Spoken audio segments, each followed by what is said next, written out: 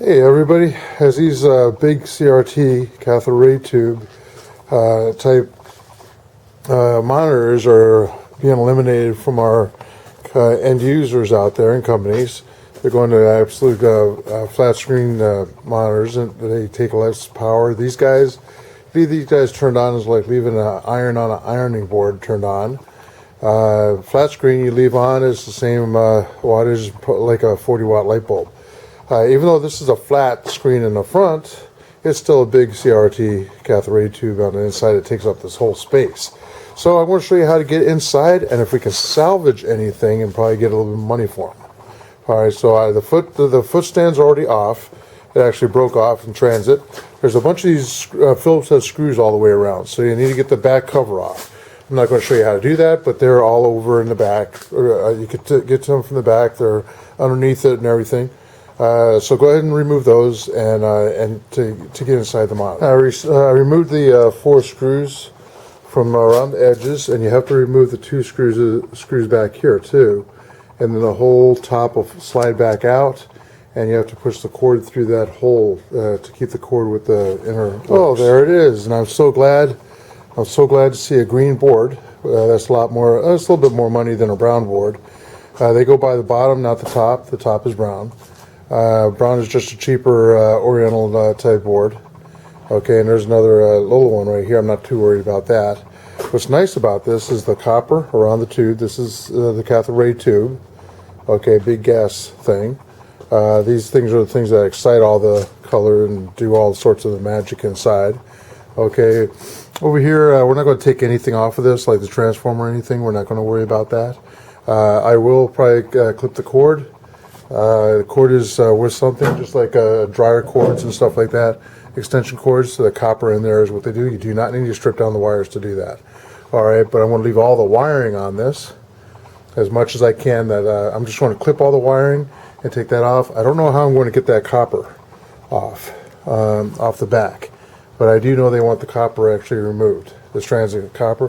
What I do with that is I just put it in a big container, not a 55-gallon drum, but a 5-gallon bucket, and when that thing gets good and heavy, weighing a few pounds, I'll take it in and get the poundage for the copper.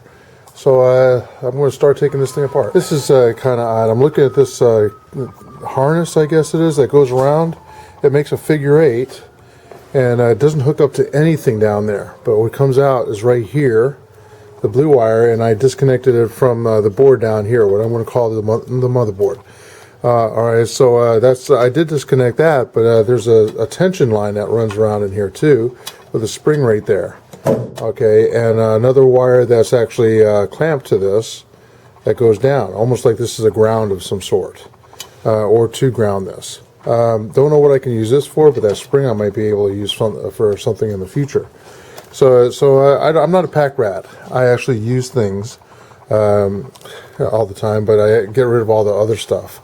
Alright, so yeah, I'm just amazed that is not hooked up to anything other than this wire to there. So it's got to have something to do with the gas that's inside this and what this does to that gas. If you guys know anything about that, hey, leave a comment below. Well, the only way you're going to get this off is if you clip all the wires. And I've already done that, except for this guy right here, I guess. I have to clip that still. Something I want to show you though is right here on the motherboard, there's a clip holding this motherboard in this bracket. You need to take a flathead and come over here and back it out. Just stick it in there and back it out to where it unlocks. Okay, once it unlocks, you can go ahead and pull it out. You might have to do one hand at a time or one at a time, or have somebody else help you with this.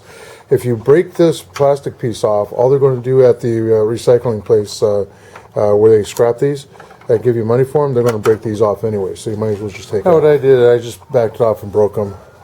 That's being scrapped anyway. You grab the top here and just lift up, and providing you clipped everything, which I think this band right here needs to be done. No big deal, and there's no little circuit board down there, so clip that, and it should come right out. I don't think anything else, the whole screen is moving off the case, so you gotta be careful of that. Okay, and so there it is. So that's a bit, now I think the metal has to come off that's around there, but I'm not going to worry about that because a lot of stuff is soldered onto that. Okay, I'm going to take this little guy for the control panel, take that little guy off. Don't know what I'm going to do with this right here. I really don't know how safe it is to actually get in there and pull all that copper off. You might just have to dispose of it like it is. We'll see as we go. Well, I went to pull this off to see if there was something underneath, and this whole thing, it pulled right off of there like it was in that kind of channel inside there. So there's another circuit board. It's brown on the bottom, but it is green through the holes. So you need to find a way to, there's little clips right there. Okay, so those little clips you have to pull back and get the motherboard out. They don't want you, this sheet metal that's all around it. Be careful you don't cut yourself on it because it will do like a nasty paper cut or a sheet metal cut, and that's kind of painful. So go ahead and take that off, and now we're into this. These things here, I'm not too worried about. Quite honestly, I don't want to get into that. I got a feeling there's probably a magnet and definitely coils and stuff like that, and there's a reason why there's some kind of a sealant retainer there that looks like another. Oh, there's another circuit board right there. That's at the top of this. Let's see if we can get that. It's very brittle. I mean, it's falling apart. So pull these guys back. Get that off, and there it is. Copper coils on that thing. So that just adds weight, and all the little tweak. That's where you. This monitor was fading out, and I'll bet that's exactly where you go to adjust the fading.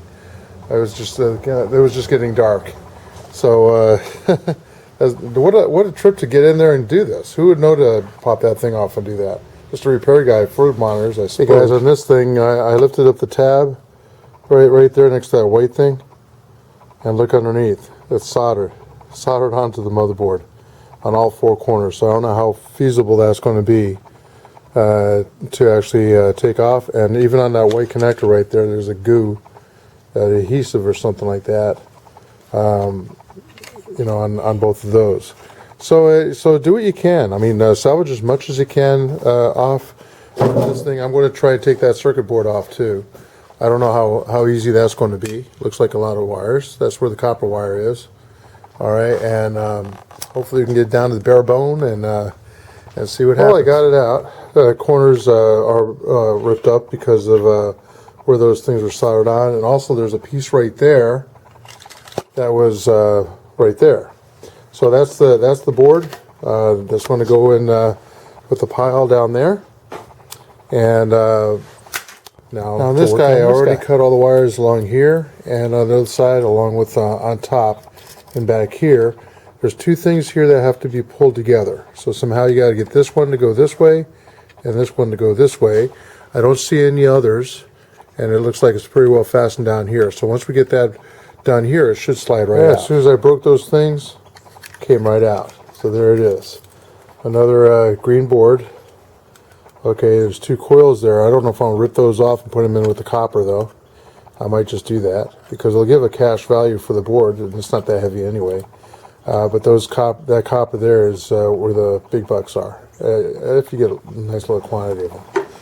Hey guys, this guy right here in the middle.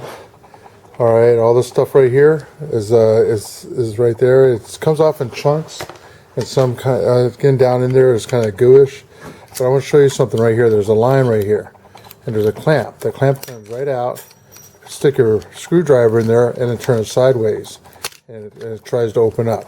So the thing is, there we go. There it goes. Now that came off. Let's find that. It's down there somewhere. Anyway, that thing that came off is pretty heavy. It might be a magnet of some sort. So the whole thing's ready to fall down here. When I get that off and show you, it sounded like it was pretty big. Pretty heavy and more than just regular sheet metal. Don't really know what they are, but they're some kind of ceramic. Metal doesn't break like that. So some kind of it's not a magnetic device or anything. Maybe just a shield for it. If there's all that copper. That's what I'm after right now. I do want to show you this. This is up underneath. Look at all that copper. It's layers and layers of copper right in there, and then it comes down inside here too. So I'm not greedy. I just want it all.